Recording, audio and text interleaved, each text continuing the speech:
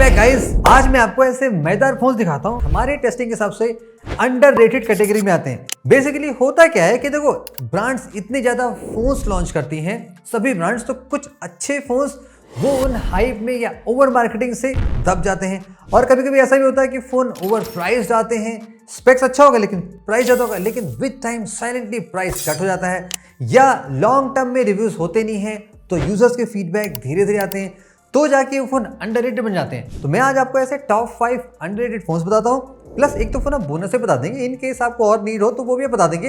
ये सारे के सारे फोन अच्छे हैं, सही हैं और 3-4 साल बड़े आसानी चल सकते हैं। ऑफ कोर्स अगर आप ये सारे फोन चला रहे हैं तो अपने भी थॉट्स जरूर शेयर करना कि भाई आपका ओपिनियन सबसे मैटर करता है। लेट्स बिगिन और देखते हैं गाइस कौन से वो फोन है।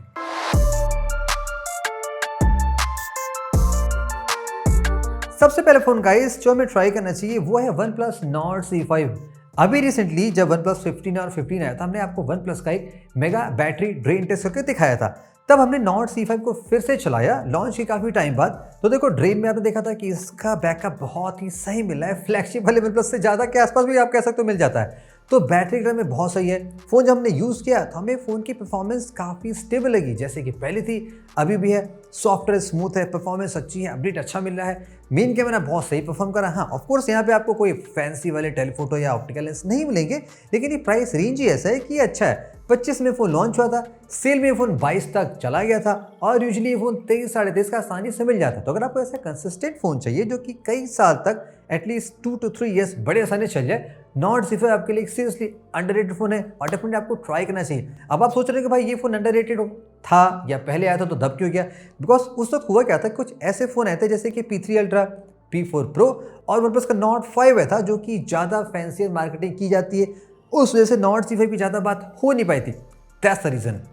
नेक्स्ट फोन गाइज हमारी लिस्ट में वो है iQOO Neo 10R। ये फोन भी थोड़ा पुराना हो गया है, लॉन्च हुआ था गाइस ये 25,000 के आसपास में, प्राइस हाइक हो चुकी है, लेकिन इस फ़ोन की प्राइस में जस्ट 1000 का ही इंक्रीज़ हुआ है, लेकिन फिर भी ये फ़ोन काफ़ी सही है। हमने अभी जब ट्राई किया तो देखो इस फ़ोन में हमें मज़ा क्या लगा, जैसे कि फ़ोन में लेटेस्ट आपका ओरिजिनल अपडेट आ चुका है, फ़ोन की परफॉर्मेंस बहुत अच्छी, स्नैपड्रैगन 8S Gen 3 है, बहुत ही तगड़ा है। अब आप सोच रहे होंगे कि भाई ये फ़ोन दब क्यों गया? हुआ ये था कि उस टाइम पे Moto S60 Pro की बहुत ज़्यादा हाइप थी, बिकॉज वो भी 25 के आसपास आया था, तो उस फ़ोन ने इसको दबा दिया। अब भाई जानते हो मोटो पूरा यूट्यूब खरीद लेती है आपको पता ही है, तो यहाँ भी ऐसा बता। और ऑल्सो iQOO ने खुद का ये इसी फ़ोन का स्लाइटली अपग्रेडेड Neo 10 लॉन्च कर दिया, जो कि बस थोड़ा थोड़ा अपग्रेडेड था, हर जगह नहीं, तो उस फ़ोन ने इस फ़ोन को दबा दिया। और अभी देखोगे इसकी रेटिंग बहुत हाई है और जिन लोगों ने इसको बाय किया उन सबके फीडबैक बहुत ही अच्छे हैं। तो अगर आपको 26 में पावरफुल फ़ोन चाहिए, सॉफ्टवेयर एक्सपीरियंस चाहिए, डिस्प्ले अच्छे चाहिए और बैटरी तो बर्दाश्त चलती हो, Neo 10R आपके लिए भी काफ़ी सही ऑप्शन है आज की डेट में भी। और इसके अलावा आपको तो पता ही है नथिंग वाले जो फ़ोन 3A लेके आ गए थे, जिसकी सुपर मार्केटिंग गई थी, तो ये 2-3 फ़ोन की वजह से इस फ़ोन की वैल्यू काफ़ी डाउन हो गई थी, not in terms of price but overall जो मार्केट वैल्यू होती है कि भाई ये फ़ोन भी लेना चाहिए, डाउन हो गई थी। अभी रिसेंटली गाइस मैंने आपको एक Xiaomi 14 CV का लॉन्ग टर्म रिव्यू दिया था, भाई हमें ये डील बहुत अच्छी दिखाई पड़ी थी। एक टाइम पे ये फ़ोन आया था 40-42 के रेंज में, 2024 के लास्ट का फ़ोन है, लेकिन अब ये फ़ोन आ चुका है 25-26 के आसपास मिल जाता है। तो हमने इस फ़ोन को यूज़ किया, हमने टेस्ट किया, हमें ये समझ में आया कि भाई देखो इस फ़ोन में है बहुत कमाल की चीज़ें। ओनली मेन कंसर्न जो लगा था वो था इसका बैटरी का। आजकल फ़ोन का स्टैंडर्ड बहुत ज़्यादा हो गया, ये फ़ोन फुल वनडे था, बाकी कैमरा ज़बरदस्त है, सेल्फी बहुत ही मज़ेदार थी, इतना लाइट वेट फ़ोन है, डिज़ाइन अच्छा है, अपडेट अच्छा है, HyperOS 3 भी आएगा। ये फ़ोन भी सीरियसली बहुत ज़्यादा अंडररेटेड। अगर आपको एक बढ़िया कैमरा फ़ोन चाहिए, लाइट वेट फ़ोन चाहिए, जिसकी बिल्ड क्वालिटी है सब कुछ एकदम प्रीमियम फ्लैगशिप सीरीज़ वाली हो, ये फ़ोन भी चेकआउट कर सकते हो। हमारा रिव्यू आप उसको चेक कर लेना, आपको सारी बातें क्लियर हो जाएंगी।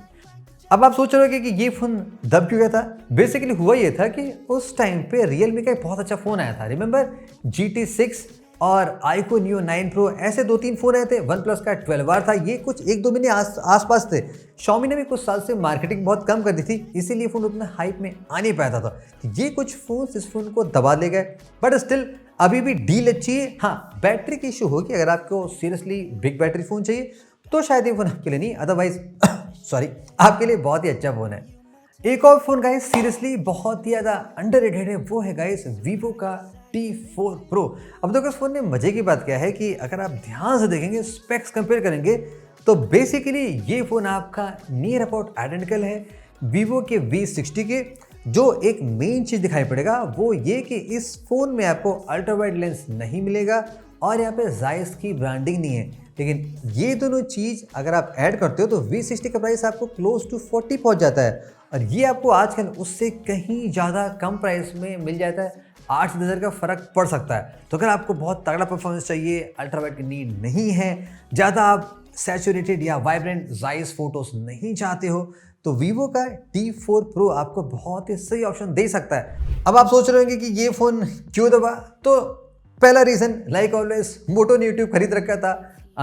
सारे सब लोग वही कर रहे थे, तो ये फ़ोन दब गया था बिकॉज मोटो 60 Pro का CPU अच्छा था, उसका ऑप्टिकल लेंस अच्छा था, तो वो दबा दिया। और बाकी वीवो का खुद का V सीरीज़ है, वो ज़्यादा मार्केटिंग कराती है और ज़्यादा सेल कराती है ऑफलाइन बिग बिग बैनर से।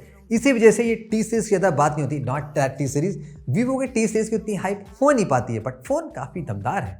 एक और फ़ोन गाइस हमारी लिस्ट में है, वो है Oppo Reno 30। देखो फ्रैंकली मैंने Reno 30 नहीं चला, लेकिन मैंने जितने भी रिव्यूज़ पढ़े हैं, देखे हैं, फीडबैक्स देखे हैं, ये फ़ोन सीरियसली गाइस अंडररेटेड है। बिकॉज ये फ़ोन सम टाइम सेल में इतनी अमेजिंग प्राइस पे आया, भाई कहोगे कैसे आ सकता है। लॉन्च काफ़ी महंगे प्राइस में हुआ था, सो वो बिग डील थी। अभी भी ये मिल जाता है। हाँ, अवेलेबिलिटी अब थोड़ी सी लिमिटेड हो गई बिकॉज ऑफलाइन ये फ़ोन ज़्यादा मिलता है, ऑनलाइन एक दो स्टॉक आते रहते हैं, जाते रहते हैं।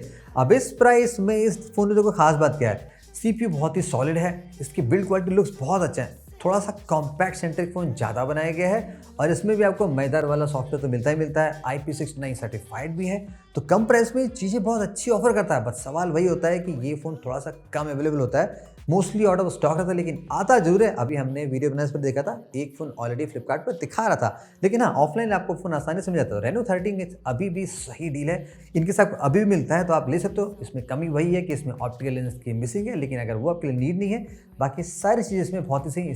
5 फ़ोन का मैंने आपको बता दिए, चलो 2 फ़ोन आपको और बता देते हैं। अब एक और फ़ोन वीवो का ही है T4 Ultra। देखो ये फ़ोन आपको 32-33 का मिल जाता है। अब अगर आप क्लोजली कंपेयर करोगे तो इस फ़ोन के ज़्यादातर स्पेक्स काफ़ी क्लोज या सिमिलर काइंड ऑफ है वीवो के X200 FE के। अब वहाँ पे सीन क्या, चूँकि X उनकी फ्लैगशिप में आती है, जायस की ब्रांडिंग लगती है, थोड़ा मोर कॉम्पैक्ट डिज़ाइन से पॉपुलराइज किया गया, तो उस फ़ोन ने इसको आसानी से दबा दिया था। वो आपको 55-60 के आसपास मिल जाता है और ये आपको कहाँ 32-33 मिलता है। ह्यूज प्राइस डिफरेंस है। तो अगर आप ज़्यादा हाई नंबर मार्केटिंग नहीं जाते हो तो T4 Ultra आज आपको सही डील दिला सकता है। बाकी एक और फ़ोन काफ़ी अंडर कट में आता है, रेटेड कट में आता है, Realme का GT70। देखो आया था ये 35 के आसपास, लेकिन अब ये फ़ोन आपको मिल जाता है अराउंड 28-29 में। तो इस प्राइस में लाइक इसमें बड़ी बैटरी, बड़ी चार्जिंग मिलती है, डिस्प्ले अच्छा है, सॉफ्टवेयर सिस्टम अच्छा है, तो चीज़ें बहुत अच्छी दी गई हैं। तो अगर आपको एक रियली वेल परफॉर्मेंस फ़ोन चाहिए, इसका CPU बहुत तगड़ा हो, GT70 ज़्यादा बात हुई नहीं है, लेकिन रेटिंग इसकी अमेज़न देखो कि बहुत अच्छी है और जिन्होंने ट्राई किया है सबको बहुत अच्छा लगा है। तो ये तो रहे गाइस हमारे कुछ बढ़िया अंडररेटेड फ़ोन्स जो आप बाय कर सकते हो। बाकी स्टिल आपको लगता है कि हाँ किसी और इनमें से किसी फ़ोन के बारे में डिटेल में बात करनी चाहिए, कमेंट से बताना कि आप इनमें कोई फ़ोन चला रहे हो तो मेरा एक्सपीरियंस जरूर शेयर करना। Hope you enjoyed this video guys, बात करते हैं नेक्स्ट वीडियो में। Till then have a great day.